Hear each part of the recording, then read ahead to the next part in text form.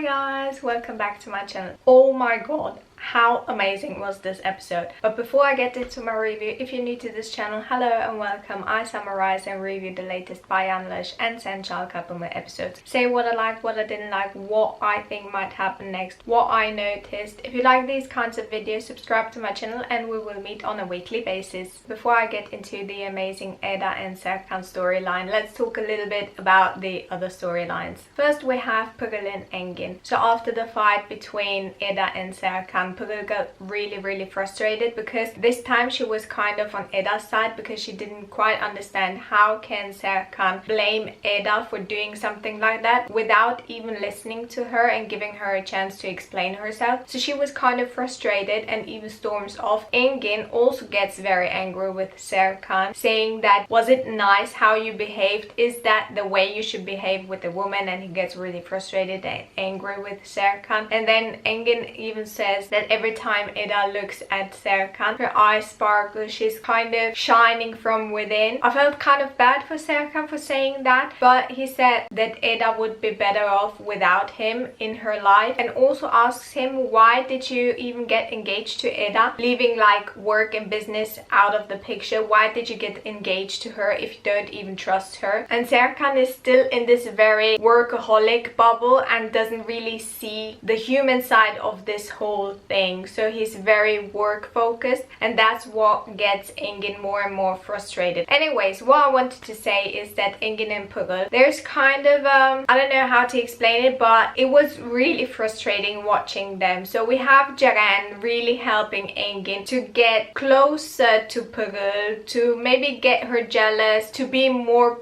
not really protective, but more like territorial over Engin. That's the whole reason why Celine is really next to Engin, really trying to lay it on thick. First we have Pırıl wanting to pick up Engin. Shortly after, Celine comes as well, and then there's this face-off between Pırıl and Celine, talking and being like, well, it's better with me, no, it's better with me, blah blah blah, like who is better for Engin kind of, and just trying to outdo the other one. And then you see Engin kind of in the background being like, okay, this is getting way too much, and then just slowly walks away, waves to a taxi and just drives off. It was hilarious. Then we also have Engin and Pırıl kind of watching Serkan and Eda storming off, and Pırıl is like, well, that happens if you mix business and pleasure, like love and work. And Engin is like, well, sometimes you can't really choose who your heart wants, it just happens. Your heart can't say, okay, I'm not getting close to that person because I work with that person. In that moment when she said that she's very work focused and you shouldn't mix business and pleasure, he gets kind of frustrated with her and is like, well, do you even have a personal life? And she says, no, I only have a work life. And you can really see him get sad in a way because he really wants to be with her, but because she's so work focused and doesn't really see anything besides work, it's really hard for him to get close to her. And then she kind of picks up on his change in mood and his stance in this topic, and she's like, well, it seems that somebody broke your heart or something like that, and I'm not the person who's going to fix that. And I'm like, oh my god, how blind are you? You just broke his heart. It wasn't Celine, it wasn't anybody else, because she kind of insinuated that Celine might have broken Engin's heart. But girl, it was you. You just broke his heart. You could literally see it breaking, and I was like, oh my god, Pırıl, how blind can you be? But a little bit later, Celine is here trying to save this whole moment, and then kind of comes up with a plan how her and Engin can get Pırıl to spend time with Engin. So they kind of fake this whole date they're going to have. So Engin is like, oh my god, I can't wait for this exhibition, and then Celine is like, yeah, I love it too, blah blah blah, and Pırıl listens to it and is like, oh, this exhibition, blah blah blah. So she's kind of interested, you could already see it, and then Celine gets a message and says, well, I have to go, I'm really sorry, I have to cancel. And then Engin fakes being upset, being like, oh my god, well, you can't do this to me, it's so hard to get those tickets, blah blah blah, who would want to go with me? And then he asks Pırıl. Pırıl is like, no. And I'm like, what? But then Ceren kind of convinces Pırıl to go with Engin. They go together, they have a great time. But Ceren also tells Engin not to accept a dinner offer or lunch offer, whatever. So we see Pırıl and Engin in the park, and then Pırıl being like, well, do you want to have a bite? And Engin remembers what Ceren said and is like, no, let's go back to work. And Pırıl is like, her mood changes instantly and is once again really frustrated, really angry kind of. And Engin was like, oh my god, no, what did I do? I hope it wasn't a bad thing. So it's really interesting to see how this will play out. Then we have Ferit and Celine. So Celine gets the information from Pırıl that it seems like Serkan and Eda broke up. The whole story, what happened there, this whole fight that Serkan blamed Eda for the copies, blah blah blah. Celine was also very shocked to hear that, but then she was kind of happy that they broke up. Even she said that she's very surprised that she's happy. And Pırıl is like, are you sure that Ferit is not listening? And she's like, no, he's watching a movie. Because before Pırıl actually came, Celine and Ferit were watching a movie, and I think Engin informed her about this whole copy thing, blah blah blah, that she needs to take care of the next day. And that's when Pırıl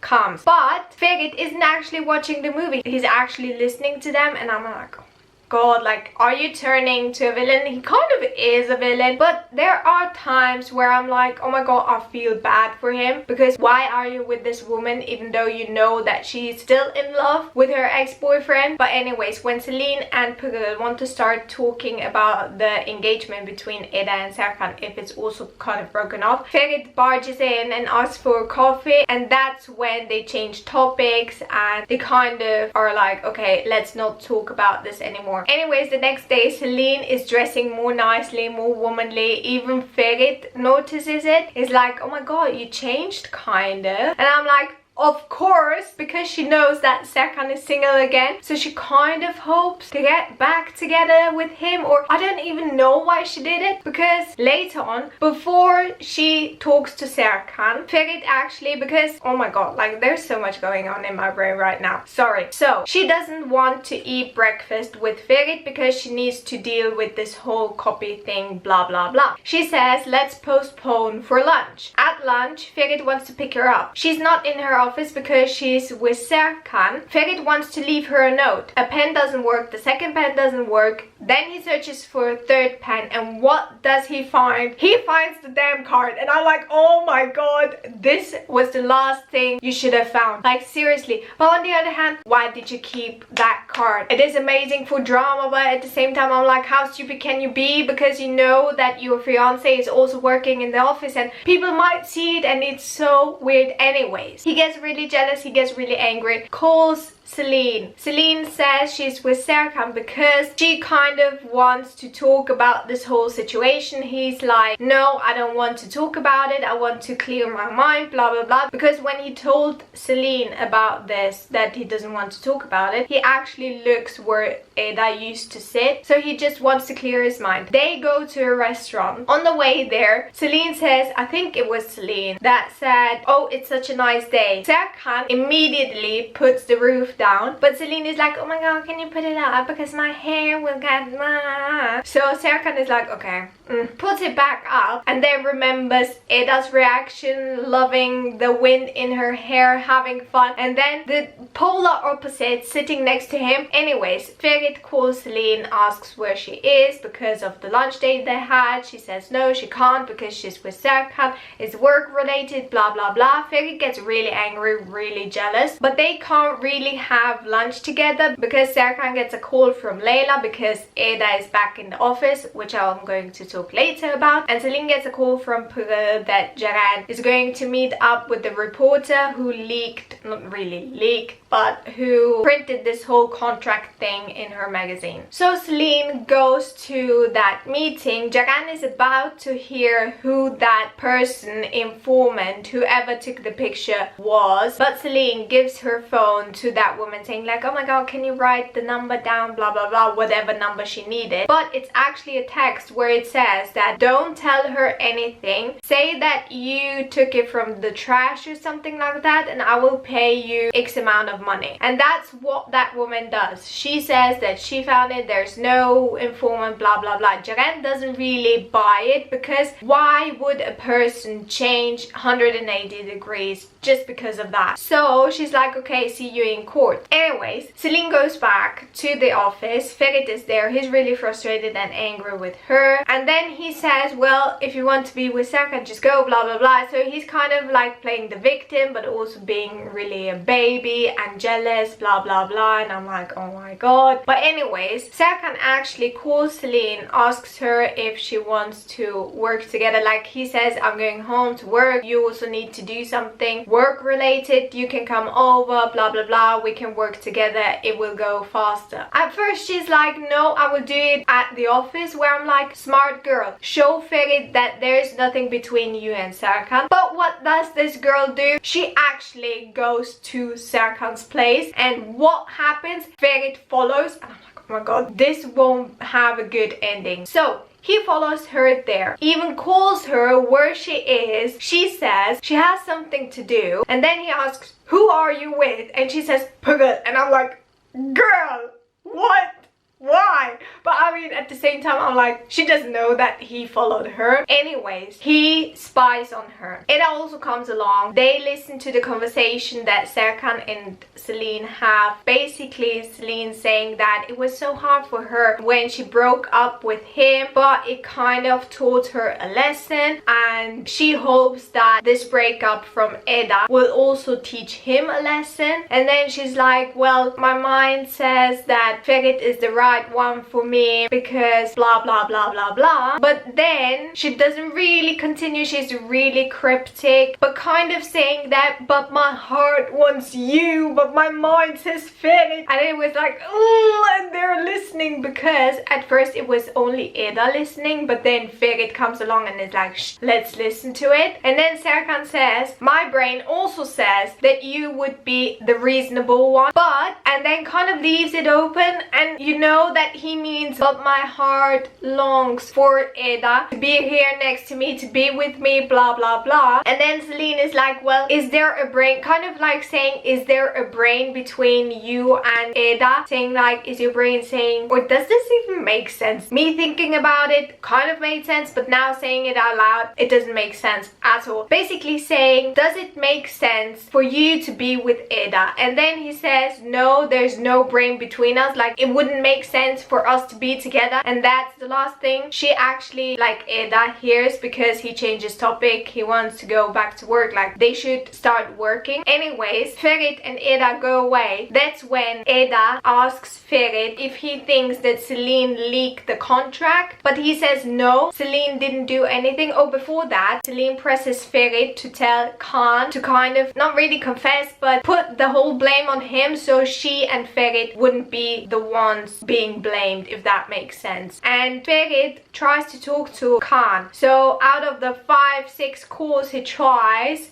only one goes through. I will try to get a hold of that reporter, blah blah blah, don't worry about it. And then after he hangs up, I'm like, okay. But then Kaan actually pushes a button on his phone, and I'm like, oh my god, he recorded this whole thing. This recording will haunt us for much longer. Like, sometime in the future it will pop up again, and it will be used against Ferit and Celine, I'm sure of it. Anyways, what I wanted to say is that Eda actually asks Ferit, was it Celine? Because out of jealousy she just wanted to get revenge, blah blah blah. And he says no, it wasn't Celine, and then confesses that he actually took the picture and he sent it to Kaan, blah blah blah. And then he begs Eda to not say anything. You can really see that she's frustrated, angry, sad, disappointed. I think she was more disappointed than anything else. And then she's like, okay, and walks off. Now let's move on to Melek and Kaan. Melek invites Kaan to dinner. Kaan comes, of course. Fifi arrives and watches Kaan and Melek and Ayfer there at the table. Erdem comes as well. Did he already move in? I don't remember. Let's say he already moved in, because he actually tells Ayfer and Fifi and who else was there, I think Fifi, that he doesn't have a place to live anymore because it turns out that he didn't pay his rent. And I think the good heart she is, she's like, okay, you can move in here, we have an extra room, blah blah blah. Fifi is not really amused by that, but Agdem loves it because now he's even closer to Fifi. Anyways, Agdem and Fifi are watching. Fifi is like, who's that guy? And then Agdem recognizes him and he's like, Kaan Kagada! That's when Kaan turns around. Fifi and Agdem join them for dinner. Fifi is like, okay, respectful, but Agdem is so angry, and it was hilarious to watch him do everything against Kaan, kind of. During dinner, Kaan actually says, the last time I was here, I loved the lemonade Melek gave me, so I'm going to have a lemonade. I'm like, oh my god, this is a crucial information. This is a crucial slip up from him, but nobody really reacted. Anyways, he's very, oh, I love Melek, blah blah blah, pulls her chair out, pushes it in, blah blah blah, gives her flowers, this and that.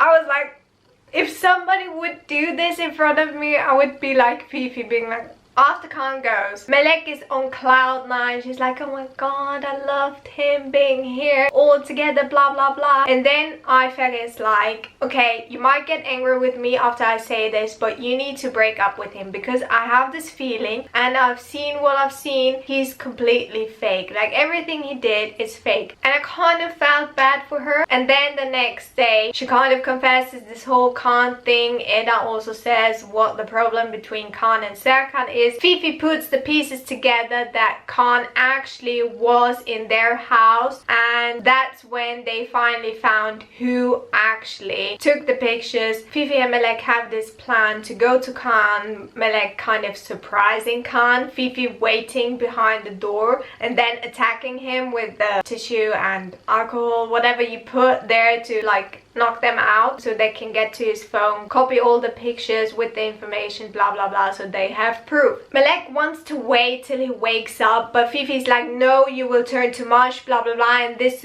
won't be good for you, so come on. And I really felt bad for her. And then her telling Eda that she will avenge them. Oh, I think that was even before this whole attack with Fifi. Is there anybody else? I think I already talked about everyone. So Agdem losing a place to stay. Also in the office, he's like, Layla, please quit your job because that way Serkan won't have an assistant. Eda has to come back, and when Eda comes back, Fifi also comes back, and it was so hilarious. And then Layla actually forgetting how Serkan liked his coffee, and Agdem is like, well, doesn't he like sugar?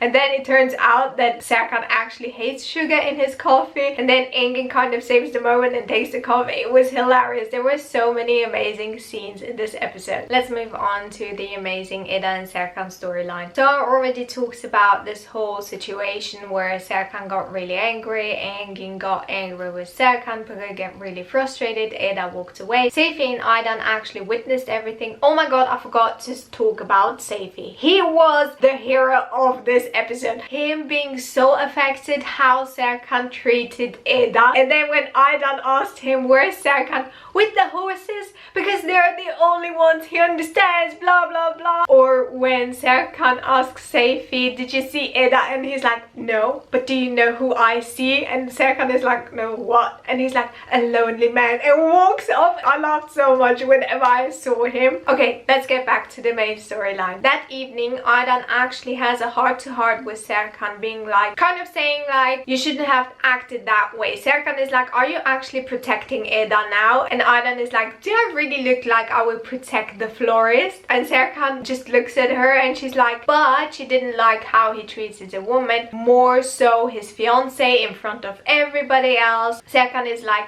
I didn't treat her differently than anybody else, blah blah blah, I would have treated everybody the same. She's like, I don't think so. Aydan even says that since Eda arrived, Serkan opened up more, got more like positive, but he also started getting all his nerves and all his anger out on her. So she kind of leaves on the note telling him that he should think about what he's done, and it was a really tense moment in my opinion. Then we also see Eda talking to Melek and Fifi at first, because Celine comes later where she's like, oh my god, I don't understand, who could have done that, it's so frustrating. Like, she's more angry about the fact that Serkan didn't trust her and believe her than what happened around it. And then Celine comes and Eda wants to talk to her in the kitchen alone, because Celine is, as we know, the only one who knows about this whole contract thing, blah blah blah, what's actually between Serkan and Eda. Then we have Serkan taking Sirius for a walk to the stairs. He sits down. He doesn't actually look around to see if it's clean, which amazed me. Anyways, he thinks back to the time he was there with Eda. Then he walks away. Eda appears. Sirius kind of senses her, turns around, but Serkan pulls him away. Eda also thinks back to the time they were together here. She gets really frustrated, really sad. Oh yeah, Serkan also looks at pictures of him and Eda, and he also has this mug, and that mug turned from red to black. So he was really angry, but there was still a little bit of love there. So just what he felt. The next day, Eda tells Melek to keep it a secret that she kind of broke up with Serkan and the whole situation that happened. But as we know, Melek, she breaks and tells everything to Ayfer. But before that, Eda also tells Melek that she wants to give the ring back. But Melek is like, why don't you send it to him? That way you don't have to look him in the eyes anymore. But she's like, no, I will bring him personally, this ring, blah blah blah. Kind of justifying it that it's an expensive ring and it shouldn't get lost, blah blah blah. Anyways, she goes to Serkan. He's actually looking at the pictures, or drawing with the pictures in front of him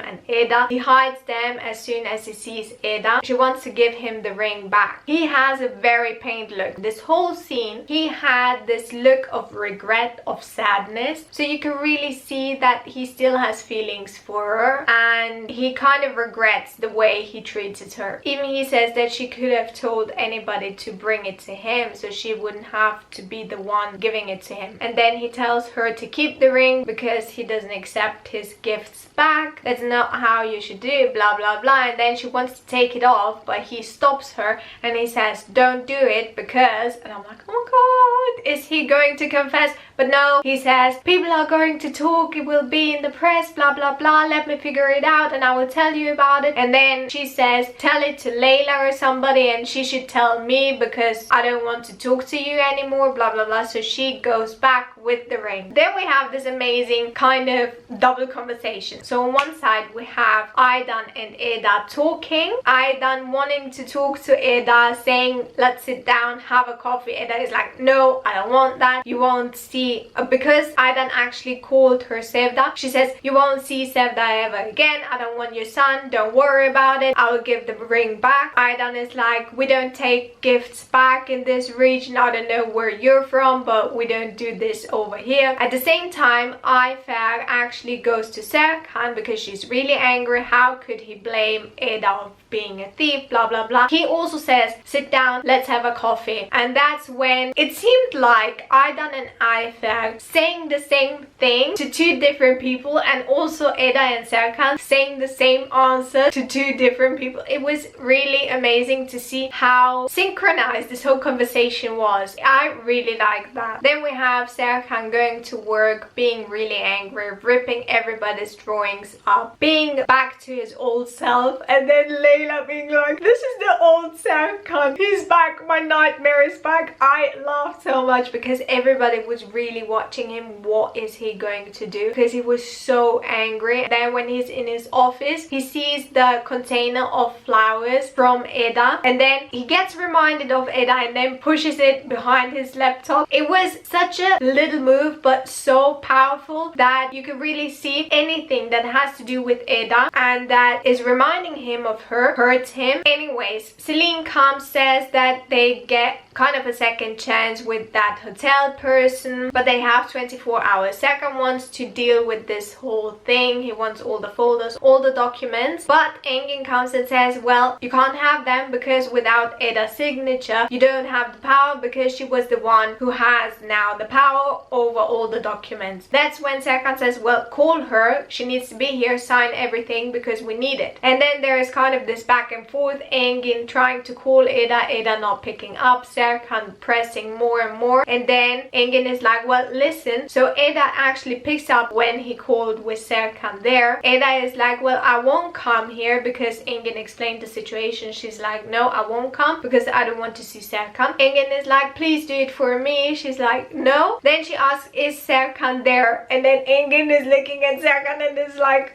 yes. And Eda is like, no, then I won't come. But then Engin kind of saves it, says he will go to a meeting, he won't be here for a couple of hours, please come, do it, it won't take long. And then she's like, okay, if he's not there, I will come. Serkan gets really frustrated because he kind of wants to talk to her, kind of wants to see her, but she doesn't want that. So that's when he goes out with Celine. But then Leyla calls him that Eda came to sign the documents. He rushes back to the office. But then Leyla is like, Eda, hide because Serkan is coming. So I'm like, on which side are you on, Leyla? Serkan or Eda? Anyways, Leyla kind of helps Eda to hide. While Eda is running away from Serkan, she kind of ends up in his office and hides there. When Serkan arrives, there's actually construction going on, so he gets kind of dirty. So he has to take a shower, change his outfit. That's when the Head and Shoulders commercial happened. Anyways, Leyla signs to Eda to kind of stay there. I didn't really understand what Leyla wanted to say, kind of like he's there or something like that. Anyways, Eda didn't quite understand it. She was leaning on the door that Serkan was behind. Serkan opens the door. Eda falls into his arms. He's really confused what she's doing there, but then she rushes away, being like, I'm here only for the documents. So then there's this kind of cat and mouse game between them two. Eda trying to stay away from him chasing after her, wanting to talk to her. Oh, there's also this face-to-face between Eda and Serkan where he's like, he's really sorry that he lost control, but he needs proof in order to trust people, blah blah blah, something along those lines. Like, there's no logic explanation behind what happened and what Eda is saying. And then she's like, sometimes there is no logic, there is no answer, because if they were, my heart wouldn't. And then she stops, kind of like, my heart wouldn't long for you, my heart wouldn't want you. And then he kind of picks up on that and he wants her to finish that sentence. And that's when he says that in order for him to trust somebody, he needs proof. And Eda is like, well, I will give you proof, and that's when you will see me the last time, blah blah blah. Oh, then we also have this little moment between Aydan and Alptekin. So Aydan actually calls Alptekin because Seyfi was gone and she felt kind of alone. So it really surprised me that Alptekin was like, cancel everything, I will go to Aydan. And he surprises her and they have kind of a heart-to-heart. How could Serkan change that much? When did they change that much? Blah blah blah. They don't really understand it. And Alptekin blames himself and Aydan is like, no, we did what we thought back then would be right. Anyways, Alptekin goes to Serkan's place, kind of looks around, sees that there's no dust on Serkan's guitar, which means that he started playing again. He then visits Serkan in his office. Serkan is really confused why Alptekin just comes in and starts talking, giving him advice. Alptekin being like, sometimes people change, and Alptekin is like, you shouldn't make any rush decisions concerning things or people that changed you for the better. And then it clicks for Serkan and is like, well, how can you say something like that if you don't even know Eda? And he's like, well, I see the change that happened in you, in me, in Aydan, in everybody else. She changes everything around her. But before this visit, like I said, there's this cat and mouse game between Eda and Serkan. Eda desperately trying to avoid Serkan, and she gets a call from Fifi because she has some information about who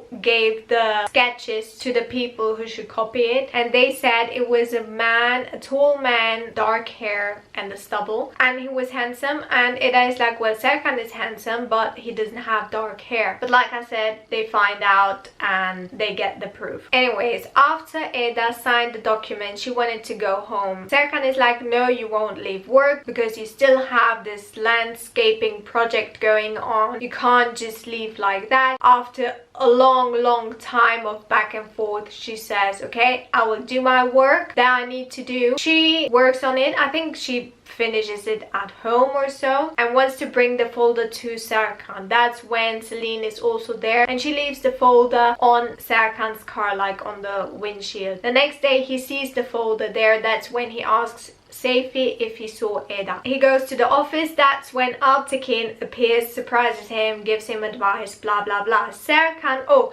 and also Altekin compliments Serkan's design and everything. So it was kind of Altekin trying to reconnect with his son. After Altekin leaves, Serkan looks at Eda's folder, sees what an amazing work she's done. Eda, on the other hand, is back at the flower shop, and Eda is playing it cool, playing the tough girl, but Ayfer sees through it, and she even says, I see that it's hard for you to forget Serkan. And that's when Eda kind of breaks. So I felt really bad for her. Anyway, Serkan appears and compliments her work and says that she shouldn't worry, she should keep working on that project, she doesn't have to talk to him, but he wouldn't let her not work on this project because she's very talented, blah blah blah. She's like, no, I don't want that. Then Eda wants to leave because Serkan wouldn't leave, and Serkan is like I already said, he wants her to keep working on that project. And then she's like, I will only keep working on that project when I can prove to you that you misjudged this whole situation, that you blamed me for no reason. Then we have Serkan meeting up with that hotel woman. That's when he talks English, and I'm like, oh my god, like his English is perfect. I mean, of course, if you lived in America for so long, of course his English will be perfect, but still it's weird to hear it in a Turkish series. Anyways, he sees Eda and then he goes after her because she wanted to give him the proof who did it. He's there, she gives him the folder, he's like, I don't need it anymore, I trust you. And then she's like, well, thank you very much, but it's a little bit too late. He then kind of opens up to her, is like, well, I'm really sorry, but that's just who I am. I need proof in order to trust people,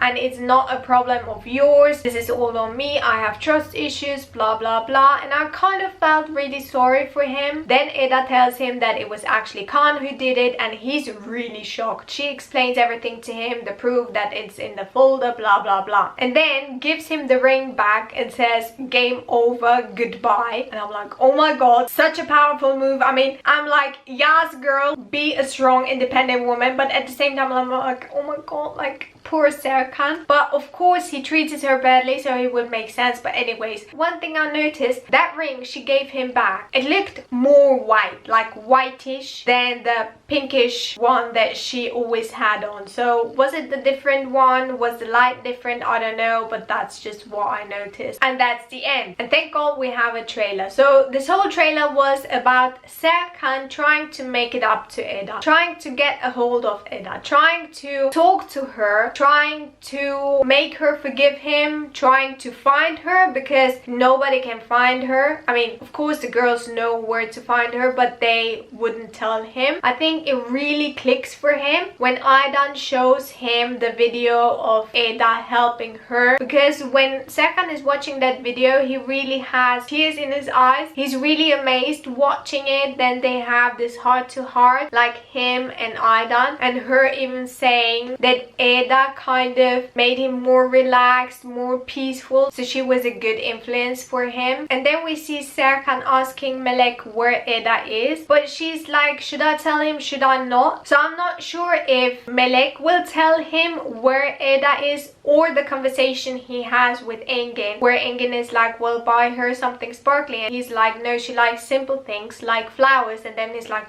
flowers. So I don't know if it clicks for him then, or if Melek actually tells him where to find Eda, because she's somewhere, it looks like a park or so, where she's planting flowers, maybe, I don't know. She's doing something in between the flowers and he appears, and that's the last scene of the trailer. But yeah, is there anything else? I don't think so. I hope I didn't forget anything. If I did, I'm really sorry. But yeah, if you like this video, please give it a thumbs up, leave me a comment saying what you loved about this episode, what your thoughts are. Subscribe to my channel if you haven't already, ring the bell to be notified whenever I post something, and I will see you next time. Bye!